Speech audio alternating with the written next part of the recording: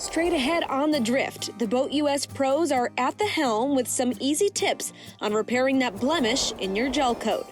Also, saving a classic wooden Down East lobster boat using a fiberglass technique. We'll show you how it's done.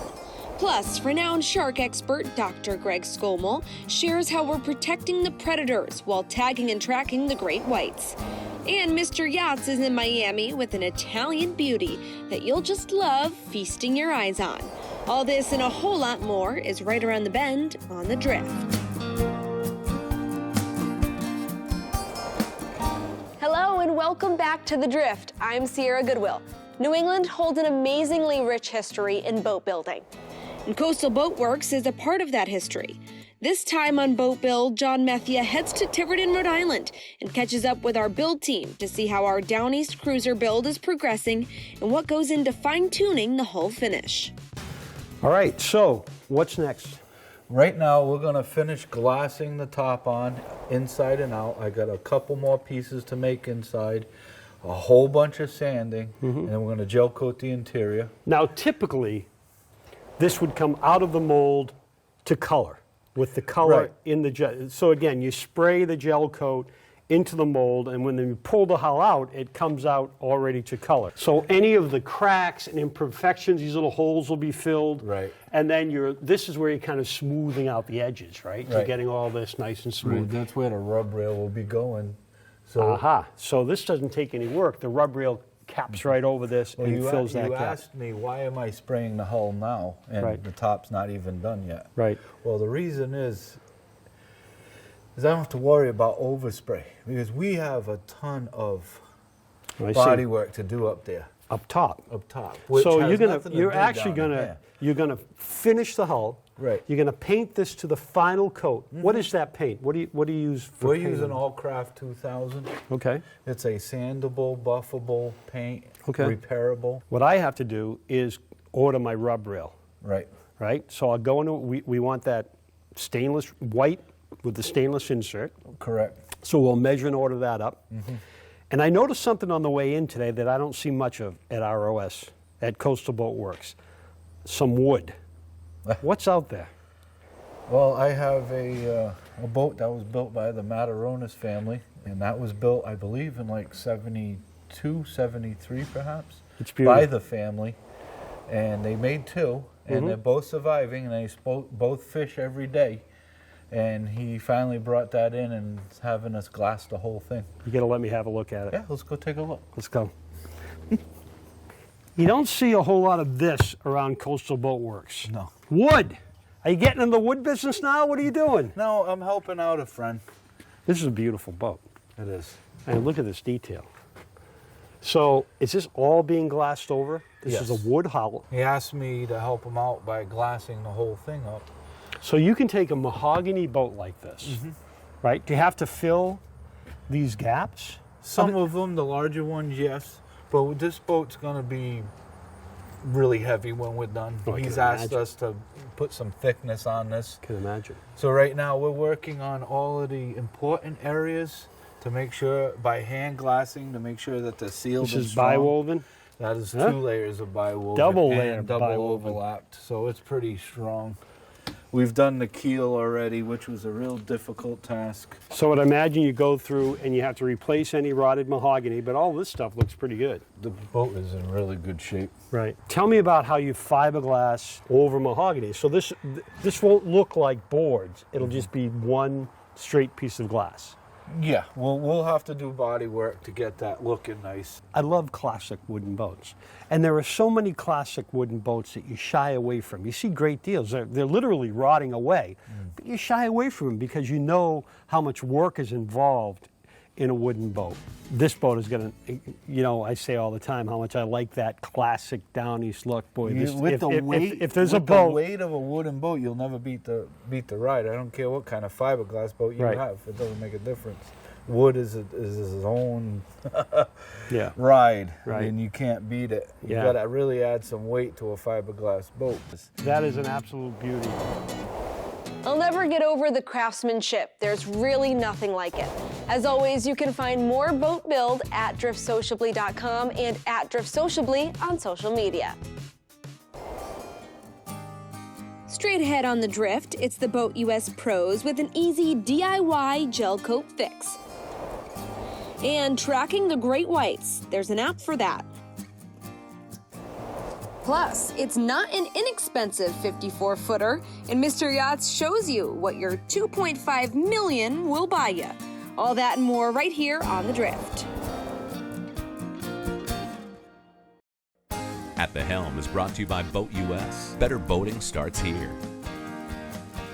So it happens to all of us. You get that little ding, but sometimes it's not so little and it jumps out at you. You need some gel coat repair. The Boat US Pros are here with some DIY tips. Hi, I'm Mark Cork from Boat US magazine, and today I'm going to walk you through the steps necessary to do a repair to the top sides or other vertical surface on gel coat. So these prior repairs look horrible. They diminish the value of the boat and they're just so unsightly, and also over time they can allow water to penetrate the gel coat and the laminate. So I'm going to go about fixing this up. So I've already washed the boat down, but the next step is just to wipe down with some acetone to make sure the surface is completely clean and remove any surface contaminants, wax, or anything else that's going to mar the finish and spoil it. So before we can even think about applying any gel coat, we have to ensure that the surface is fair, and clearly right now it isn't. So what I'm going to do is sand this down. I'm using a 180 grit in a random orbit sander, so we'll make sure it's smooth, and then we can fill any humps and hollows, and then we'll apply the gel. So my filler is now properly mixed. I'm going to head back on the boat and fill the holes. So we're just going to trowel a little bit of filler, squeeze it into the holes. It's easy to sand, so it doesn't matter if it's a bit proud, but you don't want to go too crazy with it. I've left the filler to harden for about an hour or so, and now, as you can see, it's ready to sand. So I'm going to use the same grit paper that I did before. It's a 180 grit paper, and I'm just going to sand this down until it's flush with the surrounding gel coat.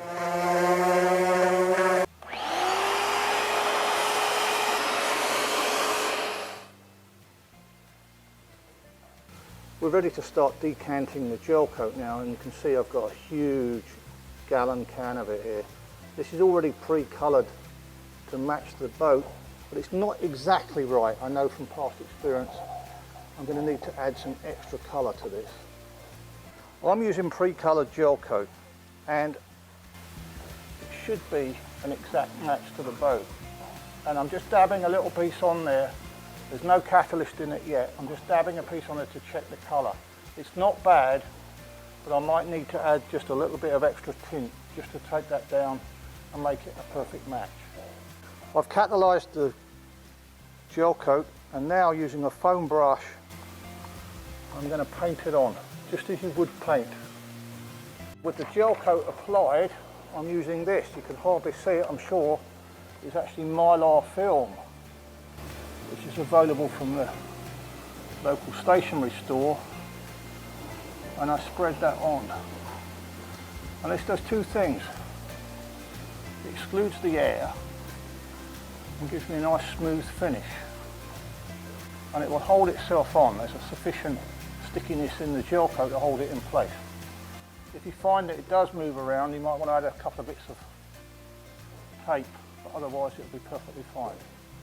So we're just going to leave that now and let that set up, and then we'll come back, peel that off, and we can finish the repair. So I left the gel coat to harden overnight, and now I'm going to peel off the Mylar covering. Now, as you can see, that's left a fairly smooth finish, but I've still got to do some sanding.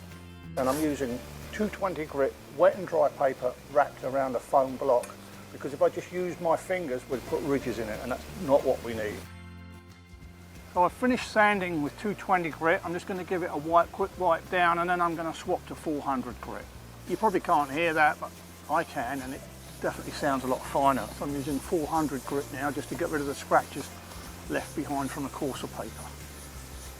With the sanding out of the way, I'm now using a coarse foam pad with some compound on it, and I'm going to buff out the scratches.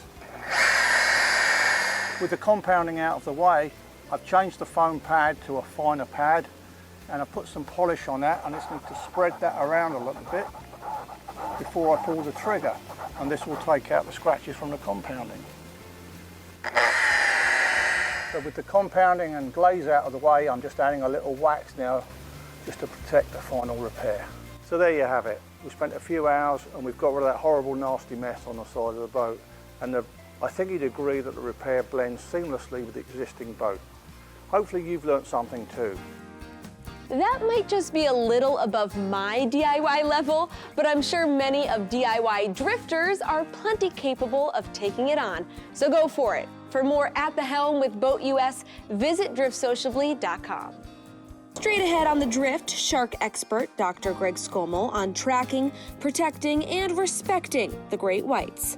And Mr. Yachts has a date with a one-of-a-kind Italian beauty. And you're invited, right here on The Drift.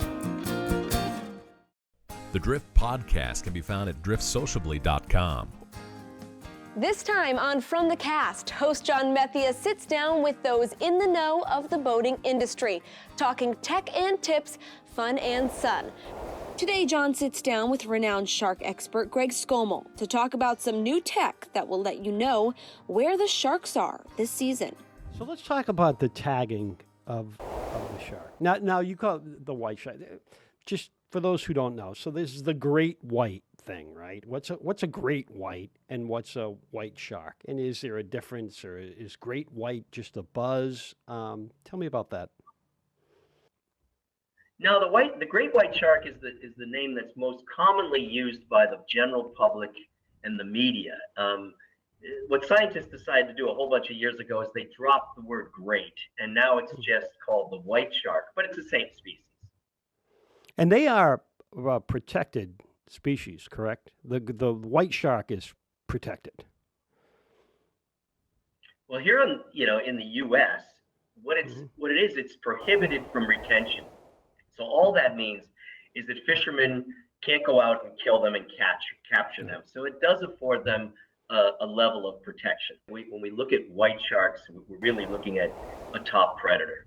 And when you look at the ocean ecosystem in general, part of the ocean ecosystem is keeping it in balance, and that's what top predators do. So when I view white sharks, when I view other species of sharks, we really need our top predators in order to keep that ecosystem balanced. So it's like, how does it work? Do you find that, are you notified that a shark is in an area, and then you sort of rush out to tag it? Or are you able to track sharks? And I would imagine if the shark doesn't have a tag on it yet, it's more difficult, obviously, to tag. How does that process work? Well, we've got a kind of a really unique process for tagging sharks. In other parts of the world, scientists will typically chum the waters like crazy, draw the sharks to them. And, we're really fairly close to swimming beaches. So that's the one thing we don't want to do. We don't want to modify the behavior of the sharks. We don't want to draw them into these areas. Instead, what we do is we use a plane. We put a plane in the air. And that's our spotter pilot. His name's Wayne Davis. He's a phenomenal photographer as well. And so what he does is he'll go find the sharks. We'll decide we're going to go on the water that day, and he's going to go up in the air, and he's going to go locate a shark for us and tell us where it is. We will then steam up to it in our vessel, our tagging vessel. And if you look at our tagging vessel, it's got a very long pulpit on the end of it. There's also a tower in the boat, and the captain's up in the tower, and he's able to see the shark. And then I'm able to see the shark. And the reason I have that pulpit is we don't want the engines of the boat to spook the shark. And so I'll be ahead of the boat engines, ahead of the noise. And we'll come up right next to that shark. And if that shark is shallow enough, I'm able to place the tag at the base of the dorsal fin using about a 12-foot long pole with a needle on the end. And what I'm doing is I'm inserting a little dart that's going to go right at the base of the dorsal fin into the muscle there. And that dart is tethered to one of the various kinds of tag technologies that we're using right now. We're trying to be as least invasive as possible. In other words, we don't want to modify the behavior of the shark in any way because we're studying natural behavior. And you would think that the plane would have to look all day, but one of the things we realize now off the outer Cape is that the densities of these sharks is really high, and it would not be unusual on any given day for the spotter pilot to go up and find a shark before we even leave the dock. Really? And so over the course of a day, we've had him put us on 20, 25 individual sharks over the course of a 6-hour period. And so finding the sharks is actually not a big deal for us. That's the easy part. So are you the guys that alert the beaches when that happens? Every now and then you'll see some aerial photography, and I mean, if you see a shark around a beach or a populated area, do you alert those folks in that area? Maybe a harbor master or whatever. I'm sure you do. Yeah, we have a couple different mechanisms for doing that. If the shark is really close to a swimming beach, what we might do is call the lifeguards themselves or the harbor master immediately. Otherwise, we use an app that we have called Sharktivity, and the Sharktivity app is one that is free to the public. It's free to public safety officials, anybody, and it allows us to post sightings in real time, so you can see them pop up on your phone up through the app. So I'm going to get that before we leave on this podcast. So you've got an app for that. So if I'm at the beach, or if I'm at a certain beach, if I was using Sharktivity app, I would get an alert telling me there was shark activity nearby. Exactly. And but I think what people have to realize is it's not really shouldn't be used for public safety purposes, because if you're not receiving a ping from us about a shark in that area, it doesn't mean that there's not a shark in that area. That's a good point, because all sharks aren't tagged, obviously, right? I mean, we can't go on the all assumption sharks aren't tagged, and we're not there. You know, we're not out there every single day, and we might not be at the beach that you happen to want to go swimming at. But one of the things we're trying to do is integrate the Sharktivity app with other ways of getting information. Like, let's say there's a plane flying overhead. He sees a shark, or a weather helicopter, or a surfer who's out there and he decides he sees a shark and he wants to post it. So we're letting other people, other ways to populate the Sharktivity app. Sharktivity. Why not track the great whites on your own using the amazing Sharktivity app? You can find it at driftsociably.com. And remember to follow the Drift podcast, where all fine podcasts are found.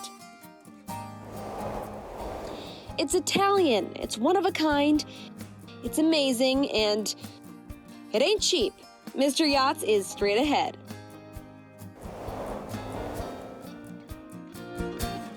Hey Drifters, The Drift comes to you from our sociable DGI Communication Studios. Get the drift? The decisions. Pool or helicopter? 3 staterooms or 5? Tender or jet skis? Maybe this custom Italian 54-foot beauty fits the bill. Hey guys, this is Nick Cardos with another episode of Mr. Yachts, and I want to show you this Maiori 54. It's one of the coolest yachts on the market right now. It's one of a kind. It's the only one in the United States, and it just so happens to be one of my favorite boats right now. Come on board and let me tell you what this boat's all about.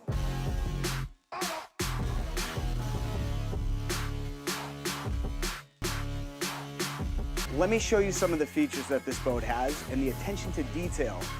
Fit and finish. Everything is immaculate on this boat. Now, when you walk up to the bow, this is amazing. It's just a 54-foot yacht that maximizes every usable inch of this boat. We've got a sunken bow area here for people to hang out in. It's great for kids, keeps them safe inside the boat, but you've got a lot of lounge space to lay out, a reverse couch to socialize with people both ways, and a really cool sunshade to keep you out of the sun because it gets pretty hot. Take a look at these captain's chairs. Custom made and unique for this boat. They have electric rams so the seat comes up and down to accommodate a standing position or a seated position. We've got enough room for 2 people on each side, which is really cool because if you're an owner-operator, you're not always driving by yourself. You want to have somebody with you. And look how they've smartly integrated places to put your stuff when you're underway, because you've got cup holders, you've got a place to put your phone, and overall, I'd have to say this helm station makes me feel like I'm a pilot of a fighter jet or something. We've got an oversized sun pad in the back. Now don't forget, this boat has a 17-foot beam, which is enormous. We've got 2 aft-facing couches, which essentially turn this area into somewhat of a living room or like a VIP lounge, so everybody can socialize, not to mention the view. You've got the entire ocean out behind you. And you've got these really cool tables that are electric. They go up for when you want to stand up, and they go down at the push of a button for dining, which is very important on a boat like this. I just can't can't stop talking about the design. This hardtop, which is unique to this boat, they've put inlaid LED strip lighting, which lights up the cockpit more than enough to be able to see what you're doing at night. We've got courtesy lighting all around the boat. The hydraulic rams to lift the engine hatch, there's not one, but there's two. And they're not electric, they're hydraulic. We've got soundproofing up above, and down in the bilge, we've got engine mounts that are the highest quality that you could buy. And what that does is that makes a boat that's completely silent and vibration free, which is really important when you're trying to enjoy yourself on a boat going 50 miles an hour. Let's talk a little bit about performance. This boat looks good, but it also performs better than any yacht in its class. With two i6 800-man 4-stroke diesel water-cooled engines, giving this boat a top speed of 54 knots, 800 horsepower, kicking up that rooster tail that everybody loves to see. It's not a super yacht, so we don't have a galley and cabins. We've got a galley in a cabin, which is converted into a living space or a cabin, depending on how you want it at any given time. Itri Frigo refrigerators, which are phenomenal pieces of equipment. Plenty of storage space on the boat. They've spared no expense in the interior of this boat. Leather ceiling panels with LED strip lighting. Thanks to 17-foot beam, we've got a very large day head here. And look at the hardware on this, and how the door just shuts like that. There's no latch, it's magnetic, which is very cool. Now, this may look like a couch, but this converts into a king-size bed. So if you ever want to spend the night, it's not too shabby. They've spared no expense in any part of the boat. Everything is meticulously designed and looked after. The fit and finish is incredible. The performance is second to none, and the style is right out of the next Bond movie. So this wraps up my thoughts on the Maori 54 hardtop. Happens to be one of my favorite yachts. This is one heck of a boat. Well, Drifters, that's it for this time. As always, thanks for joining us at the social place for boating, The Drift. For more content like this, follow, share, and subscribe to The Drift at Drift Sociably or visit us at driftsociably.com. For all of us here at The Drift, I'm Sierra Goodwill. Drift Sociably. At The Drift.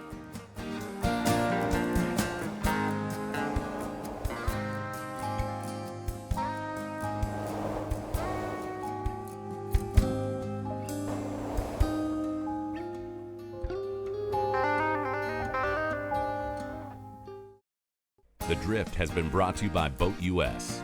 Better boating starts here. Join today.